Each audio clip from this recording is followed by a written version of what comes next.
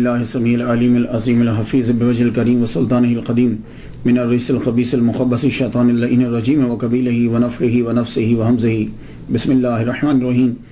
تمام نبیوں کے سردار حضرت محمد صلی اللہ علیہ وآلہ وسلم اور تمام مذاہب کے سردار دین اسلام کے پیروکاروں، سلام علیکم طبتم، برکتیں اور رحمتیں آپ پر، صلاۃ و سلام حضور کی ذات پر اور دنیا کے عظیم ماں باپ حضور کے ماں باپ پر۔ آج کی جو گفتگو ہے وہ 34ویں مرحلے میں داخل ہو گئی، حاضر رحمت میں ربی۔ اس سے پہلے جو گفتگو تھی وہ حضرت امام مالک مدنی، مدینہ میں پیدا ہوئے، مدینہ میں ہی ان کی قبر مبارک۔ تو میں نے اسٹڈی کے دوران جو ہے نا ایک اور مدنی جب ان کے بارے میں پڑھا تو میں دل چاہا، اور وہ ان کے استاد بھی ہیں کہ ان کا تذکرہ جو ہے وہ کر دیا جائے، لیکن ان کے تذکرے سے پہلے میں یہ پڑھنا چاہوں گا، اللہم صلی علی سیدنا محمد و ابوی محمد و آل محمد و اصحاب محمد و بارک وسلم۔ آپ سمجھ گئے ہوں گے کہ کیوں پڑھا میں نے۔ ہاں، حضرت امام جعفر صادق رضی اللہ تعالیٰ عنہ پہ گفتگو ہے۔ یہ استاد ہیں حضرت امام مالک کے، اور مدنی ہیں، یعنی مدینہ میں پیدا ہوئے، اور مدینہ میں ہی ان کا وصال ہوا، مدینہ میں پڑھاتے رہے، مدینہ میں ہی جنت البقیع کے اندر ہی آپ کا روزہ۔ آئیے گفتگو کو شروع کرتے ہیں۔ امام کا نام جو ہے یہ جعفر بن محمد ہے الصادق رضی اللہ تعالیٰ عنہ، علیہ السلام بھی لوگ کہتے ہیں، اور رحمت اللہ علیہ۔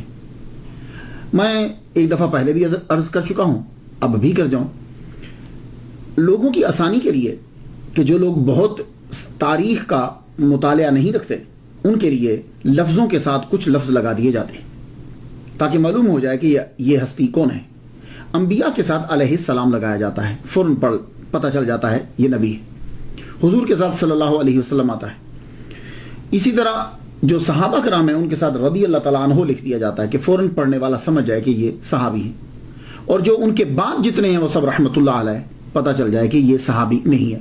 اس سے ذرا عام طبقہ کو جو ہے وہ آسانی ہو جاتی ہے۔ لیکن آج کے دور کے اندر صرف پاکستان میں نہیں، عرب میں بھی میں نے ایجپٹ کے بہت سے اسکالرز سنے ہیں کہ وہ اب جو صحابی نہیں ان کے ساتھ بھی رضی اللہ تعالیٰ عنہ لگاتے ہیں، لیکن عوام کے لیے جو ہے وہ بہتر یہی تھا کہ رضی اللہ تعالیٰ عنہ سے معلوم ہو جاتا صحابی ہیں، رحمت اللہ علیہ سے معلوم ہوتا کہ اور ولی کامل یعنی صحابی کے بعد، اور علیہ السلام انبیاء کے لیے۔ لیکن اہل تشیع جو ہیں وہ اپنے اماموں کے ساتھ علیہ السلام ہی لگاتے ہیں۔ اگر ڈیپلی اب اسٹڈی میں جائیں تو روزانہ ہم ایک دوسرے کو کہتے ہیں السلام علیکم، ٹھیک ہے؟ تو جب کوئی آدمی آپ کو سلام کرتا ہے کہ بھئی وہ میں بات کر رہا تھا فلاں سے فون پہ، انہوں نے آپ کو سلام بھیجا ہے، تو معلوم ہے اس کا جواب کیا ہوتا ہے؟ وعلیک السلام وعلیہ السلام۔ اگر آپ کو کسی نے آ کے کہا ہے کہ فلاں صاحب نے آپ کو سلام بھیجا ہے تو اس کا جواب وعلیکم السلام نہیں ہوتا، اس کا جواب ہوتا ہے وعلیک السلام وعلیہ السلام۔ تو اگر آپ جائیں گے گہرائی میں تو کوئی ایسا مسئلہ نہیں ہے، لیکن عوام جو ہے وہ پھر اعتراض کرتی ہے۔ امام جعفر صادق علیہ السلام رضی اللہ تعالیٰ عنہ رحمت اللہ علیہ۔ سب سے پہلے میننگ پہ گفتگو ہو جائے۔ جعفر آپ کا نام ہے، اور جعفر کا معنی ہوتا ہے نالا، ندی، بہت دودھ دینے والی اونٹنی۔ تینوں کے اندر ایک چیز آپ کو نظر آئے گی، فیض رسانی، فائدہ دینا۔ آپ کے والد گرامی کا نام محمد باقر کے نام سے مشہور ہوا ہے، آپ کے نام کے ساتھ الصادق لگتا ہے۔ یہ صادق کیوں لگتا ہے؟ صادق اسم فاعل کا سیکھا ہے، اس کا معنی ہوتا ہے سچ بولنے والا۔ تو اماموں کے اندر جب ہم دیکھتے ہیں، ہم بھی سب اماموں کو مانتے ہیں، تھوڑا سا کنسپٹ تھوڑا سا فرق ہے سب اماموں کی۔ یہ مطلب نہیں کہ ہم ان اماموں کو نہیں مانتے۔ مولا علی امام ہیں، امام حسن، امام حسین، امام زین العابدین، امام باقر، امام جعفر صادق۔ لیکن جب آپ ائمہ کے نام لیتے ہیں، امام علی صادق نہیں کہتے، امام حسین صادق نہیں کہتے، امام حسن صادق نہیں کہتے، امام زین العابدین صادق نہیں کہتے، امام باقر صادق نہیں کہتے، لیکن جب امام جعفر بولتے ہیں تو صادق کہتے ہیں، سب صادق کہتے ہیں۔ کیا وجہ ہے؟ باقی ائمہ صادق نہیں ہیں، سچ نہیں بولتے تھے۔ کیا جھوٹا آدمی کبھی ولی کامل ہو سکتا ہے؟ نہیں۔ تو ائمہ میں صادق لگا امام جعفر صادق کے ساتھ، اور صحابہ کے اندر جب ہم دیکھتے ہیں تو صدیق اس کا معنی بھی سچ بولنے والا ہوتا ہے، تصدیق کرنے والا، سچ بولنے والا، ان کے ساتھ صدیق لگتا ہے، تو کیا باقی تصدیق کرنے والے یا سچ بولنے والے نہیں تھے؟ معلوم یہ ہوا کہ صحابہ میں جو صدیق اور آئمہ میں جو صادق کوئی مطابقت ہے، کہیں کوئی تھوڑی سی کچھ چیز ہے بیچ میں کامن. تو آئیے میں اگر جواب دوں گا تو ہو سکتا ہے کہ کوئی اعتراض کر دے. امام سے خود ہی پوچھتے ہیں، امام جعفر صادق رضی اللہ تعالیٰ عنہ سے پوچھتے ہیں کہ آپ صادق آپ کے نام کے ساتھ کیوں لگتا ہے؟ کتاب کا نام جلاء العیون، پیج اس کا 248. کشف الغمہ کتاب کا نام ہے، پیج اس کا 215 ہے. کتاب کا نام ہے احتجاج طبرسی، پیج اس کا 205 ہے. اور صافی شرح اصول کافی اہل تشیع کی بڑی معتبر کتاب ہے، جیسے اہل سنہ کے اندر بخاری شریف ہوتی ہے. صفحہ اس کا 214. اس کے اوپر اس سوال کا جواب مل جائے گا. اور ایک عرض کرنا چاہوں گا، یہ سوال ہوتا ہے، لیکن ہماری عوام کے اندر سوال کیا ہے، سوال کیا، سوال سوال ہوتا ہے. یہ لفظ سین کے اوپر پیش ہے، آگے سوال حمزہ. لیکن میں غلطی نہیں کہنا بتا رہا ہوں، عوام میں تو ظاہر ہے میں بھی سوال بول جاتا ہوں. تو سوال جو ہے اس کا جواب اس کے اوپر مل جائے گا کہ امام جعفر رضی اللہ تعالیٰ عنہ کے ساتھ صادق کیوں لگتا ہے. تو آپ نے خود ہی جواب دیا، فرماتے ہیں والدانی صدیق مرتین، میرے ساتھ صادق اس لیے لگتا ہے کہ میں دو طرح سے حضرت ابوبکر صدیق رضی اللہ تعالیٰ عنہ کی اولاد میں شامل ہوں. اللہ اکبر جل شانہ. کتابیں میں نے آپ کو بتا دی، احتجاج طبرسی، کشف الغمہ آپ کو میں نے بتایا، اور جلاء العیون میں نے آپ کو بتائی، صافی شرح اصول کافی، شرح اصول کافی میں نے آپ کو بتا دی. ان کتب کے اندر اہل تشیع کی کتابیں آپ فرماتے ہیں کہ میں ابوبکر صدیق رضی اللہ تعالیٰ عنہ کی اولاد میں شامل ہوں. تو اب کس طرح امام جعفر جو ہیں ان کی اولاد میں دو طرح سے شامل ہیں؟ ان کی والدہ کا نام ام فروا ہے. تو اکثر جب آپ چھوٹی کتابیں پڑھیں گے، یہ جو وائزوں کی کتابیں ہیں یا عام کتاب، اس کے اندر وہ جو واؤ ہے نا، وہ کچھ ایسی لکھی ہے کہ دال لگتی ہے. میں بھی ایک دفعہ شروع میں جب میں نے پڑھا تو میں بھی اس کو فردہ ہی پڑھ گیا، تو وہ واؤ کلیئر کر کے نہیں لکھی ہوئی. تو یہ یاد رکھیے گا، آپ کی والدہ محترمہ کا نام ام فروا ہے، واہ ہے ام فروا. تو ام فروا جو ہیں یہ بیٹی ہیں حضرت آسما جو ہیں وہ بیٹی ہیں عبد الرحمن کی. عبد الرحمن جو ہیں وہ بیٹے ہیں حضرت ابوبکر صدیق رضی اللہ تعالیٰ عنہ. ام فروا کے ابا کا نام قاسم بیٹے محمد کے، محمد بیٹے حضرت ابوبکر صدیق رضی اللہ تعالیٰ عنہ کی. تو گویا کہ حضرت قاسم اور حضرت آسما کزنز آپس میں، دونوں کی شادی ہوئی، اور دونوں کے جو باپ ہیں وہ آپس میں بھائی ہیں، عبد الرحمن اور محمد دونوں بھائی ہیں. اس طریقے سے حضرت ام فروا حضرت ابوبکر صدیق رضی اللہ تعالیٰ عنہ کی پڑپوتی ہی ہے. اب آپ سمجھ گئے کہ دو طرح سے کیسے داخل ہیں. تو اب یہ بھی سمجھ میں آ گیا ہوگا کہ آپ کے ساتھ صادق کیوں ہے. ولادت جو ہے حضرت امام جعفر صادق، یہ بھی ذرا ذہن نشین کرنا ہے سب نے. امام جعفر صادق رضی اللہ تعالیٰ عنہ کی جو ولادت ہے وہ 17 ربیع الاول 83 ہجری میں ہے، اور آپ کا وصال 15 شوال یا 25 شوال، یہ شوال واؤ کے اوپر شب پڑھنا ہے، زور دینا ہے، 15 شوال یا 25 شوال کو جو ہے وہ آپ کا وصال ہوا ہے 148 ہجری کے اندر.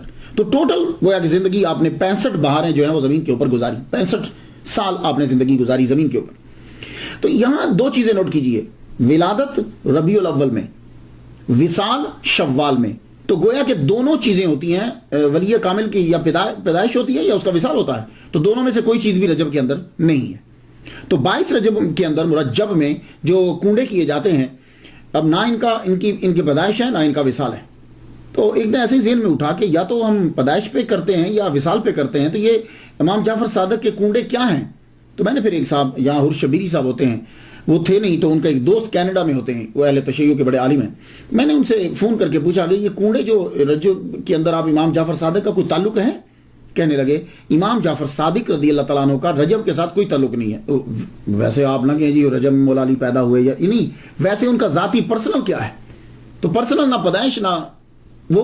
تو پھر میں نے ان سے پوچھا کہ یہ پھر ختم کنڈے کیا ہوتے ہیں؟ تو انہوں نے یہ کہا کہ ہندوستان کے اندر جب بہت ساری لڑائی تھی تو خیر سگالی کے طور پر جو ہے نا وہ اس کو پیدا کیا گیا تاکہ خیر سگالی ہو، آپس میں ایک دوسرے کے ساتھ بیٹھیں اور کھائیں پیئیں. میں نے کہا اچھا. تو آپ یاد رکھیے ختمہ بلا دیں امام جعفر صادق کسی بھی مہینے میں کسی بھی دن ان کی غلامی ہمارے لیے باعث فخر ہے. ان کو فاتحہ کرنا ہمارے لیے بخشش کا سبب ہے. تو فاتحہ جب بھی کیجئے، لیکن یہ یاد رکھیے گا کہ رجب کے اندر کوئی خاص ان کے ساتھ نہیں ہے، ویسے ہی کر دیا گیا۔ اب آ جائیے امام جعفر صادق رضی اللہ تعالیٰ عنہ کے ابتدائی حالات۔ امام جعفر صادق رضی اللہ تعالیٰ عنہ پیدا ہوئے حضرت امام باقر رضی اللہ تعالیٰ عنہ کے گھر میں۔ حضرت امام باقر رضی اللہ تعالیٰ عنہ بیٹے ہیں حضرت امام زین العابدین رضی اللہ تعالیٰ عنہ کے۔ تو جس دن حضرت امام جعفر صادق صدر ربیع الاول کو پیدا ہوئے تو امام باقر جو ہیں بہت بڑے اسکالر، بڑے علامہ ہیں اور مدینہ میں پڑھایا کرتے تھے، تو آپ شاید پڑھانے میں مصروف ہوں گے یا کہیں گئے ہوں گے۔ دایا نے سیدھا جا کے خبر دی حضرت زین العابدین کو۔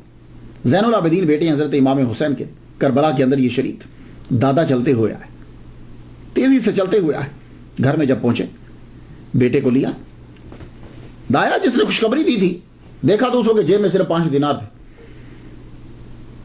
سید تو سب لٹا دیتے ہیں، تب اتنے ہی ہوں گے، فوراً سے اسے سب نکال کے سب دے دی، کہا یہی ہے اس وقت۔ آپ نے اپنے پوتے کو اپنی گودی میں لیا۔ یقیناً میرا وجدان کہتا ہے کہ ابھی تک تو خیر میں نے کہیں پڑھا نہیں، میرا وجدان یہ کہتا ہے کہ حضرت امام جعفر صادق رضی اللہ تعالیٰ عنہ کے کان میں اذان یقیناً حضرت امام زین العابدین نے دی ہوگی۔ اب یہ پرورش پانے لگے۔ حضرت امام جعفر صادق رضی اللہ تعالیٰ عنہ کی فیملی جو ہے وہ اسی گھر میں رہتی تھی جس گھر میں امام حسین رضی اللہ تعالیٰ عنہ رہتے تھے۔ یہ مدینہ کے بالکل قریب، مدینہ کے اندر۔ حضرت امام باقر علیہ السلام پڑھایا کرتے تھے مسجد نبوی کے اندر، اور لوگ جو ہیں وہ ان کے لیکچرز کو جو ہے وہ سنا کرتے تھے۔ بہت بڑے بڑے نام ہیں جن لوگوں نے ان کی کلاسز کو اٹینڈ کیا ہے۔ بچے جو ہیں وہ آپ کی زوجہ جو ہیں ام فروا، انہیں یہ معلوم ہوا کہ چیچک کی وبا پھیل گئی، تو آپ مدینہ سے بچے لے کے گاؤں چلی گئی۔ جب گاؤں میں پہنچی تو وہاں خود ان کو چیچک ہو گیا، وہاں سے پھر اپنے بچوں کو آگے بھیج دیا حضرت امام جعفر صادق۔ حضرت امام باقر رضی اللہ تعالیٰ عنہ کو پتہ چلا کہ میری بیوی بیمار ہو گئی، تو حضور کے روضہ پہ پہنچے، وہاں جا کر دعا مانگی۔ دعا مانگنے کے بعد آپ اپنی زوجہ کے پاس پہنچے، وہ کہنے لگی آپ چلے جائیے، میں نے بچوں کو بھیج دیا، آپ بھی چلے جائیں، آپ کو کہیں بیماری لگ نہ جائے۔ فرمانے لگے نہ یہ بیماری مجھے لگے گی نہ یہ تیرے اندر رہے گی، میں نے دعا کی ہے اللہ تعالیٰ تجھے شفا عطا فرمائے۔ محمد مصطفیٰ صلی اللہ علیہ وآلہ وسلم کہ روزہ اطہر پر جو دعا مانگ کے گئے اس دعا کا اثر ہوا۔ یہ امام باقر کی کرامت ہے، اتنی عمر کے اندر چیچک جب لگ جاتا ہے تو پھر جاتا نہیں ہے۔ ام فروا ٹھیک ہونے لگ گئی، جب یہ مکمل ٹھیک ہو گئی تو واپس پھر بچے لے کے مدینہ میں آ گئے۔ حضرت امام جعفر صادق گھرانہ ہی ایسا عظیم ہے کہ ایک ایک لمحے جو ہے وہ تعلیم مل رہی ہے، ماں سے، باپ سے، دادا سے، ایک ایک لمحے کے لیے۔ لیکن پھر بھی کچھ روایات ہوتی ہیں، 5 سال کی عمر میں بچہ جو ہے وہ ذرا ہوش سنبھال لیتا۔ سب سے پہلے استاد امام جعفر صادق کہ وہ حضرت زین العابدین ہیں، آپ کے دادا ہیں۔ 15 سال جو ہیں آپ ان کی زندگی میں جیے ہیں۔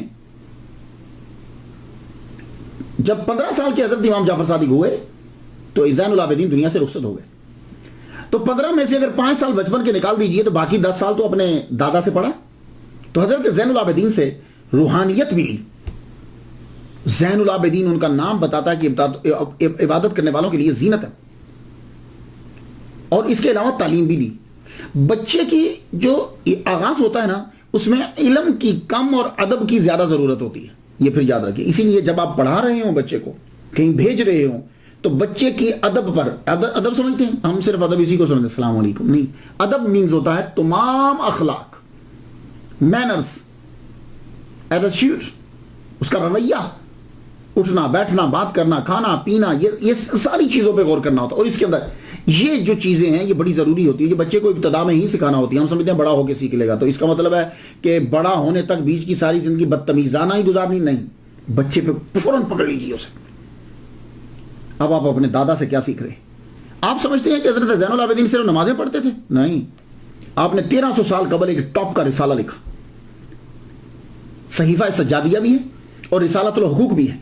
رسالۃ الحقوق کے اندر جو ہے وہ ایک چیپٹر ہے جس میں ٹیچرز کے جو ہیں وہ اپنے حقوق لکھے، آداب لکھیں۔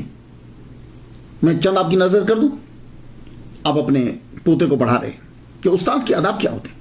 استاد باپ کے برابر ہوتا ہے، یہ یاد رکھیے گا، بلکہ استاد باپ سے بھی افضل ہوتا ہے۔ تو پڑھاتے جب استاد پڑھا رہا ہو. اب سنیے ذرا کیا سبق دیا جا رہا ہے حضرت امام زین العابدین کی طرف سے. جب استاد پڑھا رہا ہو تو نظریں اس کے چہرے پہ گاڑ کے رکھو, ان کی طرف دیکھو, ادھر ادھر مت دیکھو, تاکہ ان کی بات کو اچھے طریقے سے سمجھ سکو. جب سیکھ رہے ہو تو استاد کے متعلق اپنے دل کو صاف کر لو. استاد سے غیبت, بغض, دشمنی, نفرت, حقارت نہ آئے. صاف دل ہو تو اسے پڑھو. استاد کی آواز سے اپنی آواز بلند مت کرو. جب استاد پڑھا رہے ہو تو آواز بلند مت کرو, خاموشی سے ان کی بات کو غور سے سنو. جب استاد سوال اور جواب میں مصروف ہوں, کسی سے پوچھ رہے ہیں یا بتا رہے ہیں, تو پھر تم بیچ میں بات مت کرو. اور اگر استاد کی کوئی برائی کرے تو دفاع کرو جب استاد سامنے نہیں. اب بتائیے جا کے دنیا کو کہ دیکھیے آج 1300 سال قبل جو ہیں وہ ٹیچرز کے حقوق کیا آج یہ ہیں. میں امریکہ میں کلاسز میں دیکھتا ہوں کوئی ادب و ادب ہے ہی نہیں. ان اسکولوں کا اثر یہ ہوتا ہے کہ بچے مدرسے میں آ کر, مسجد میں آ کر بھی ادب نہیں کرتے, بلکہ امریکہ کے مولویوں کو بچوں کا ادب کرنا پڑتا ہے. ہاں, وہ اسی چیز کے عادی ہوتے ہیں. پر صادق نے اپنے دادا سے سیکھا. اس کے بعد ان کے دوسرے استاد آپ کے والد گرامی ہیں حضرت امام باقر رضی اللہ تعالیٰ. امام جعفر صادق خود کہتے ہیں کہ مجھے ٹین ایج کے اندر میرے والد گرامی حضرت امام باقر نے فلسفی, physics, Greek ethics, theology and law, jurisprudence, science, mathematics, یہ مجھے ٹین ایج کے اندر پڑھا دی انہوں نے. اور آپ کے ایک استاد عبید اللہ ابن رافع بھی ہیں, ان سے آپ نے احادیث سیکھی. اور امام جعفر صادق چھوٹے سے تھے, جب آپ کی عمر چھوٹی ہے, آپ نے حضرت انس رضی اللہ تعالیٰ صحابی مصطفیٰ کو دیکھا ہے, اس لحاظ سے آپ تابعی بھی ہیں. اور حضرت امام جعفر صادق رضی اللہ تعالیٰ عنہ کے تیسرے استاد آپ کے نانا قاسم بن محمد بن ابی بکر صدیق رضی اللہ تعالیٰ عنہ. آپ جانتے ہیں کہ حضرت امام جعفر صادق رضی اللہ تعالیٰ عنہ کے نانا جو ہیں وہ کیا مقام رکھتے تھے مدینہ میں. مدینہ کے 7 مشہور فقہا میں ان کا شمار ہوتا ہے, ایک یہ ہے ان میں سے. تو نانا سے ویسے بھی بڑا پیار ہوتا ہے. تو نانا جو ہیں وہ پوتے ہیں حضرت ابوبکر صدیق رضی اللہ تعالیٰ عنہ کے, جو امام جعفر صادق کے نانا ہیں قاسم, حضرت قاسم بن محمد بن ابی بکر صدیق رضی اللہ تعالیٰ عنہ. نانا سے بھی آپ نے تمام تعلیم سیکھی, کیونکہ خود آپ بڑے مجتہد تھے. آپ نے حضرت ابن عباس رضی اللہ تعالیٰ عنہ سے روایت کی. تو نانا کا سارا علم صحیح طور پر آپ تک منتقل ہو. امام جعفر صادق رضی اللہ تعالیٰ عنہ نے نانا کی زندگی کی 28 بہاریں دیکھی ہیں. 28 سال اپنے نانا کی زندگی کو دیکھا انہوں نے, 28 سال. اس لیے کہ آپ کے نانا قاسم بن محمد کا انتقال 108 ہجری میں ہو گیا تھا. جب آپ پڑھ چکے تو اب حضرت امام جعفر صادق رضی اللہ تعالیٰ عنہ آپ پڑھانے لگے. اور جب پڑھانے لگے تو میں نام ہی بتا دوں تو آپ سمجھ آئیے گا, تاکہ تو گفتگو جو ہے وہ سمٹ جائے. آپ کے شاگردوں میں حضرت امام مالک, آپ کے شاگردوں میں حضرت امام عاصم, امام اعظم. یہ امام مالک یہ بھی ایک فقہ کے فاؤنڈر ہیں, ایک سکول کے فاؤنڈر ہیں. امام اعظم حنفی فقہ کے فاؤنڈر ہیں. حضرت سفیان ثوری یہ بھی امام مانے جاتے ہیں. بعد میں ان کی چیزیں چونکہ ملی نہیں, کتابیں جو مدون تھی, ورنہ یہ بھی 5ویں امام تسلیم کیے گئے. حضرت سفیان ثوری آپ کے شاگرد, ہشام بن الحکم آپ کے شاگرد, عمر بن عبدالعزیز بارہا آپ کے لیکچرز اٹینڈ کیے انہوں نے. تو اس سے اندازہ لگا لیجئے کہ یہ کتنے پائے کہ حضرت امام جعفر صادق رضی اللہ تعالیٰ عنہ استاد ہے.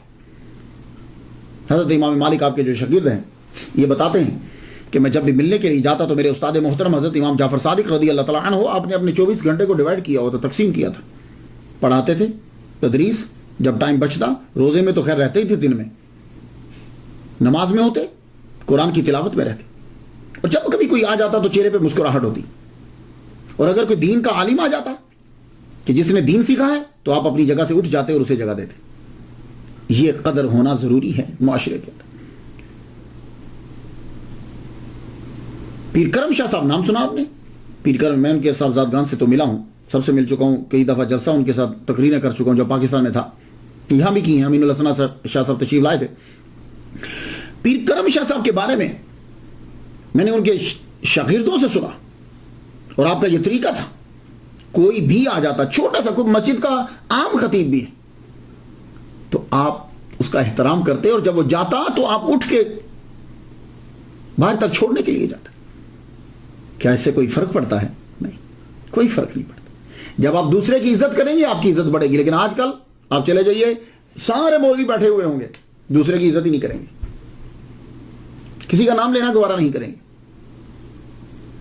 جب تک تصوف نہ آئے علم کا فائدہ ہی کوئی نہیں. تو امام جعفر صادق علم جو پھیلا رہا ہے, علم جس نے سیکھا ہے اس کی قدر کرتے جگہ چھوڑ دیتے. حضرت سفیان ثوری رحمۃ اللہ علیہ اپنے استاد کے بارے میں کہتے ہیں, یہ بھی ان کے شاگرد ہیں. میں خود باتیں بیان نہیں کر رہا, ان سے جو ان کے شاگردوں سے ہیں, تاکہ بات کے اندر اور مضبوطی آ جائے. حضرت سفیان ثوری رحمۃ اللہ علیہ بہت زبردست بزرگ ہیں, زاہد بھی ہیں اور فقہ کے ماہر بھی. آپ افغانستان کے بارے میں کہتے ہیں کہ ایک دن مجھے کہنے لگے, اے سفیان, اللہ تم کو کوئی نعمت دے اور تو چاہے کہ ہمیشہ یہ نعمت تیرے پاس رہے, تو پھر تو ہمیشہ شکر ادا کر, کیونکہ اللہ تعالیٰ نے قرآن مجید میں یہ کہا ہے, سورہ ابراہیم آیت نمبر 7 ہے, لَإِن شَكَرْتُمْ لَأَزِيدَنَّكُمْ, اگر تم شکر کرو گے تو ہم ضرور بر ضرور بڑھا دیں گے. یہ لام تقید اور بنون سکیلا, لَأَزِيدَنَّكُمْ, یہ لام تقید اور نون سکیلا, اس کا معنی ضرور بر ضرور, آسان لفظوں میں. اور فرمایا جب اللہ رزق دے تو استغفار بڑھا دو. اگر کبھی دیکھتے ہو کہ رزق ملا ہے اور کم نہ ہو جائے, بڑھتا جائے, تو رزق اور اولاد کے لیے فرماتے ہیں استغفار بڑھا دو, کیونکہ اللہ تعالیٰ نے قرآن مجید میں فرمایا فَقُلْتُ اسْتَغْفِرُوا رَبَّكُمْ إِنَّهُ كَانَ غَفَّارًا يُرْسِلِ السَّمَاءَ عَلَيْكُمْ مِدْرَارًا وَيُمْدِدْكُمْ بِأَمْوَالٍ وَبَنِينَ. سورہ نوح, سورہ نوح کے اندر یہ نوح علیہ السلام نے کہا تھا, رب اپنے رب کا استغفار کرو اپنے رب سے, وہ غفار ہے, آسمان سے موسلادھار پانی برسائے گا, بارش کرے گا, اور کیا کرے گا, اموال اور بنین, مال اور بیٹے بڑھا دے گا, مدد کرے گا تمہاری ان کے ذریعے سے. تو فرمایا استغفار کرو جب رزق کو بڑھانا ہو. اور یا سفیان, اگر بادشاہ یا کوئی دوسرا تیرے ساتھ ظلم کرے اور تو اس کے ظلم سے بچنا چاہتا ہے, تو پھر لا حول ولا قوت الا باللہ العلی العظیم, العلی العظیم, اس کا وظیفہ جو ہے وہ بڑھا دے.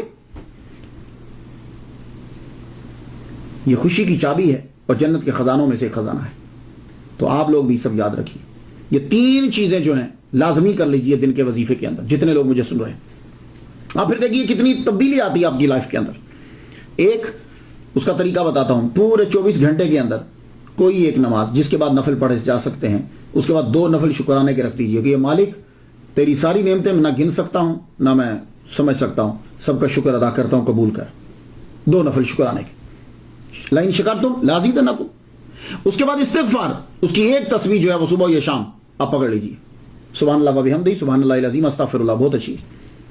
تیسرا جو ہے لا حول ولا قوت, اس کے لیے میں کہ سبحان اللہ والحمدللہ, تیسرا کلمہ پورا 100 مرتبہ جو ہے 101 مرتبہ پڑھ دیجیے, تینوں چیزیں اندر آ جائیں. دیکھیے پھر لائف میں تبدیلی کیسے آتی.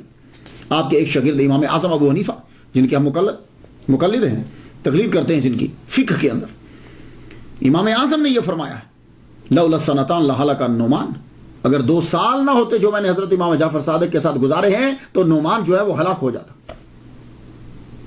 اب کچھ لوگوں نے, میں کتابیں جب پڑھتا ہوں بیان کروں تو ٹائم لمبا ہو جاتا ہے, خود آپ سٹڈی کر لیجئے گا. انتہائی گھٹیا قسم کے سوالات جو ہیں وہ ان کی طرف منسوب کیے, کچھ ان کی طرف منسوب کر دیے. اور وہ سوال تو یار بچہ دے سکتا, اللہ کے بندو. حضرت امام جعفر صادق اور حضرت امام اعظم سے یہ توقع ہو گئی, چھوٹے چھوٹے سوال, آنکھ میں پانی جو ہے نمکین کیوں ہوتا ہے, کیا ہے یہ جملہ ہی کافی ہے ان کے مقام کے لیے اور ان کے ادب کے لیے, کہ 2 سال اگر میں نے ان کے ساتھ نہ گزارے ہوتے تو نعمان ہلاک ہو جاتا. تو یہ اتنا جملہ ہی کافی. اللہ اکبر. اب ان کی حقارت ثابت کرنے کے لیے, حقیر کرنے کے لیے عجیب قسم کے سوال ہیں.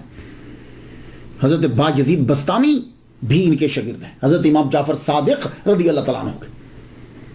باجزید بستامی تو جب سے ان کے پاس آئے, یہ ان کے ٹاپک میں آپ جا کے پڑھ لیجئے گا, ان کی ملاقات ثابت ہے. جب آئے تو آپ اتنا ادب کرتے تھے کہ استاد کے پاؤں مبارک سے اوپر چہرہ ہی نہیں اٹھاتے تھے. ایک مرتبہ حضرت امام جعفر صادق رضی اللہ تعالیٰ عنہ نے کہا باجزید سے, جاؤ وہ طاق سے ذرا چیز تو پکڑانا. کہا حضور طاق کدھر ہے؟ فرمانے لگے اتنے سال ہو گئے تمہیں طاق کا نہیں پتہ چلا؟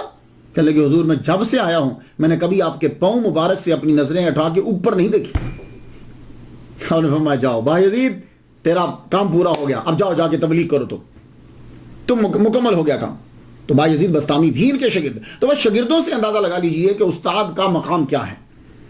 ایک ان کے شاگرد ہشام بن الحکم ہے. انہوں نے امام جعفر صادق رضی اللہ تعالیٰ عنہ سے علم مناظرہ سیکھا ہے.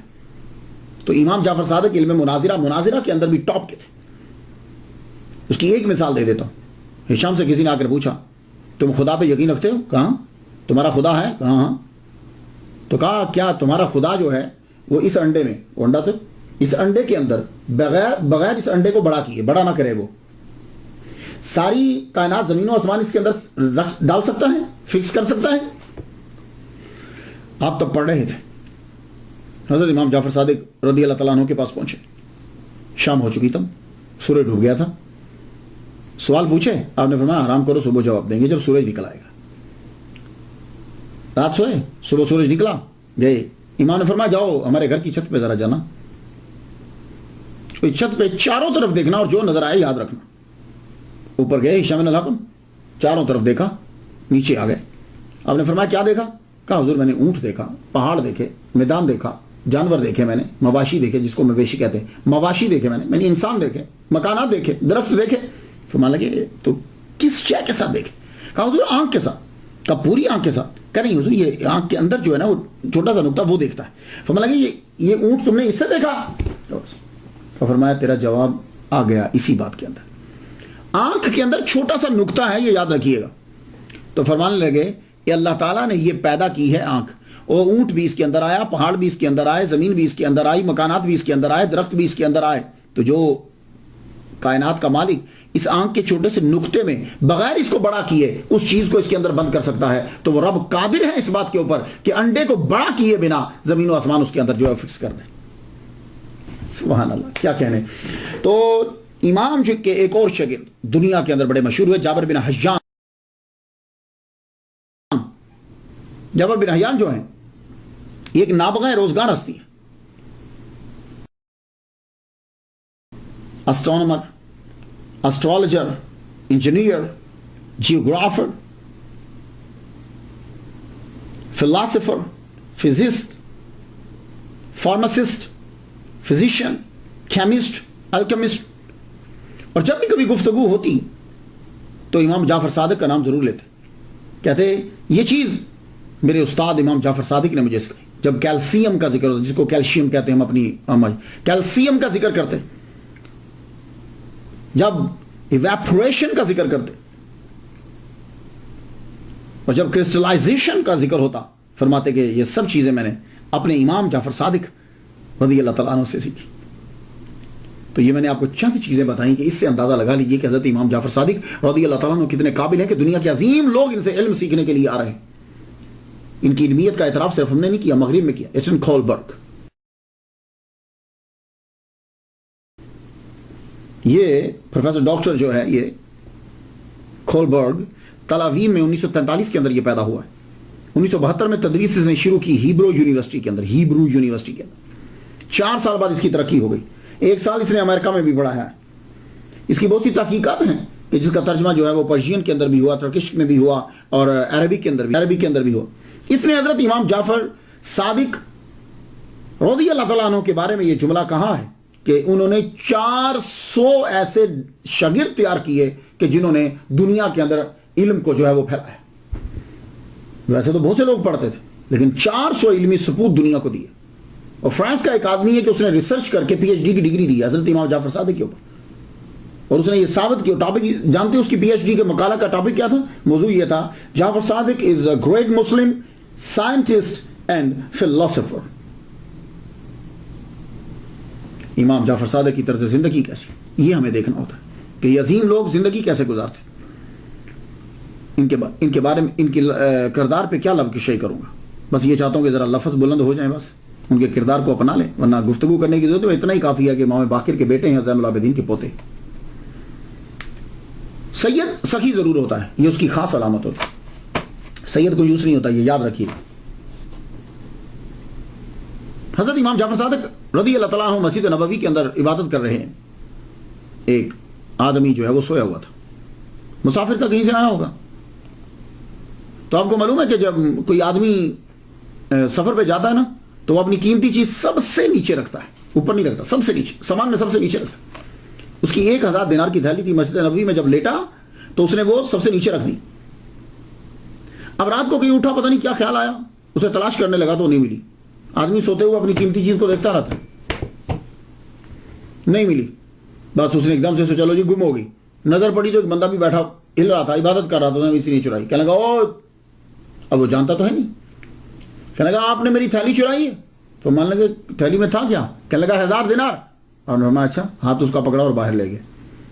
مکان قریب ہی تھا, دروازہ کھٹکھٹایا, اندر سے غلام آیا. اس کو اشاروں میں بتایا فلاں جگہ کے اوپر تھیلی پڑی 1000 دینار کی, لے کے ذرا باہر آنا. وہ گیا, تھیلی لے کے آ گیا, آپ نے ہاتھ میں پکڑی, اندر لے کے. فرمانے لگے یہ لے, یہ تھیلی پکڑ. اس نے وہ تھیلی لی, پھر اپنی جگہ پہ چلا گیا. صبح ہوئی, امام تو اٹھ کے چلے گئے. اس نے جب اپنا سامان سارا اٹھایا تو دیکھا وہ تھیلی نیچے مل گئی. انتہائی نادم ہوا وہ, لیکن اسے کچھ تھوڑا سا آئیڈیا تھا کہ جو باہر لے کر گئے تھے وہ مکان تھا, وہ مکان مل گیا. دروازہ کر پوچھتا ہے یہ کون ہے؟ کہا یہ گھر, یہ جہاں امام جعفر صادق رہتے ہیں. ان سے ملاقات کا جب خواہاں ہوا, چاہا کہ ملاقات کروں, ملا تو معافی مانگتے ہوئے کہنے لگا حضور مجھ سے غلطی ہو گئی, میری تھیلی مل گئی, آپ یہ اپنی تھیلی 1000 دینار واپس لے لیجئے.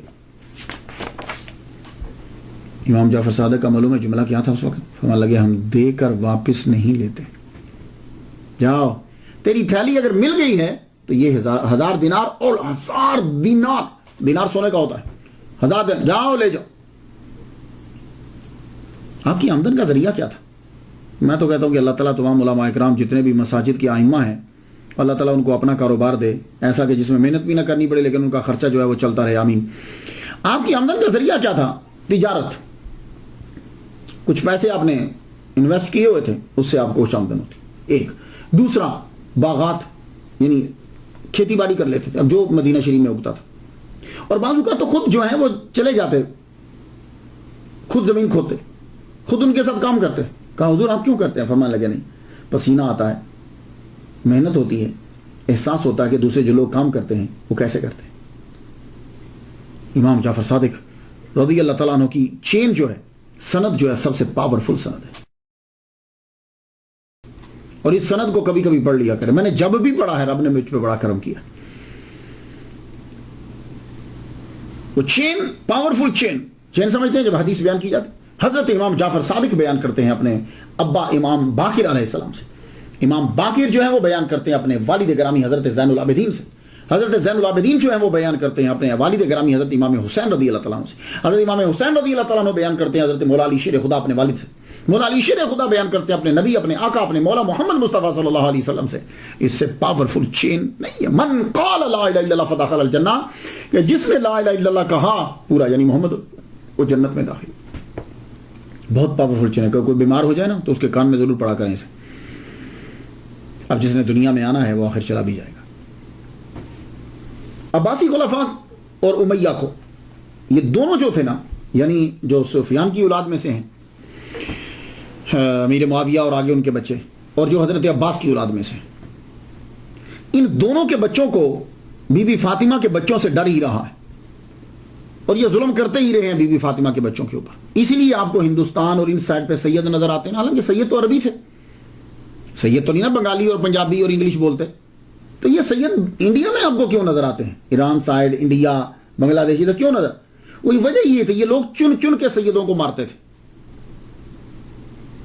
اور ڈر یہی رہتا تھا کہ لوگوں کی عقیدت جو ہے وہ سادات کے ساتھ, سید جو ہیں, اسیاد جو ہیں, سیاد جو ہیں, ان کے ساتھ زیادہ ہیں. تو کسی نہ کسی طرح حضرت امام جعفر صادق رضی اللہ تعالیٰ عنہ کو بھی تنگ کرتا رہتا تھا خلیفہ.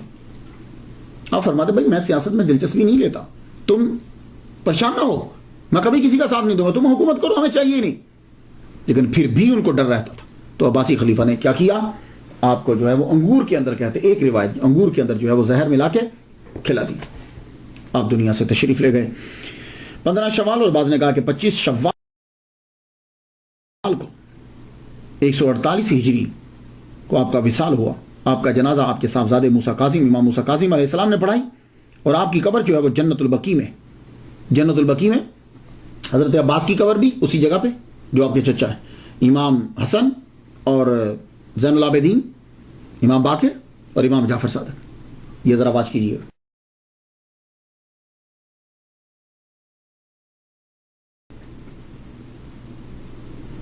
1925 سے پہلے پورا اوپر مزار بنا ہوا تھا, گنبد ہے, اوپر گنبد ہے اور اس کے اندر قبریں ہیں, حضور کی فیملی. پھر ذرا آواز کیجیے, یہ نمبر 2 جو ہے. اور 1925 کے بعد جو ہے وہ یہ گنبد جو ہے یہ گرا دیا گیا, اور اب کی موجودہ جو وہ قبر ہے اس کی جو تصویر ہے, اب جو موجودہ قبر ہے اس کی جو تصویر ہے وہ دیکھیے.